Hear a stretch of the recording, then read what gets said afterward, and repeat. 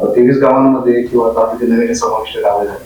हा जो एक वेगळा प्रभाग तयार झाला त्याच्यामध्ये शेवाळेवाडी, मांजरी, केशवनगर, 17 नदी ही सगळी नव्याने समाविष्ट झालेली गाव आहेत.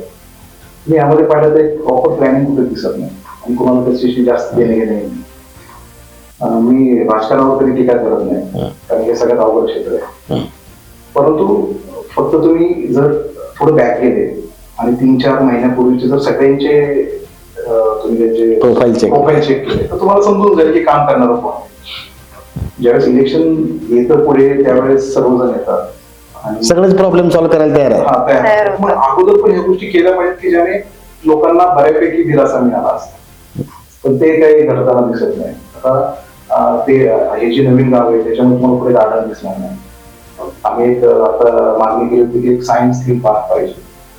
5 वर्षामध्ये प्रशासन करू शकत नाहीये का? तुमच्याकडे सगळ्या गोष्टी आहेत, बजेट आहे, तुम्ही ह्या गोष्टी का करत नाहीये? बरं ह्याचं कोणी विचारतही नाही त्यांना की बाबा हे करायला पाहिजे म्हणून. पण आम्ही आता म्हणजे नवल किशोर साहेबांना भेटतो ऐकताना सायन्स थीम पार्क झालं पाहिजे.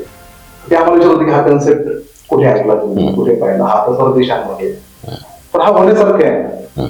ह्या गोष्टी करायला मग तसं एक आपण एक दूरदृष्टी ठेवून ह्या गोष्टी करणं गरजेचं आहे. मग ते सुचवणारी पण माणसं सिस्टीम मध्ये पाहिजे तरच ह्या गोष्टी शक्य होणार आहे. चांगल्या गोष्टी सुचवणारी, त्याचा पाठपुरावा करणार, त्या प्रत्यक्षात आणण्यासाठी काम करणारे. म्हणजे आता कधी काय केलं पाहिजे हे तुम्हाला सुचलं पाहिजे.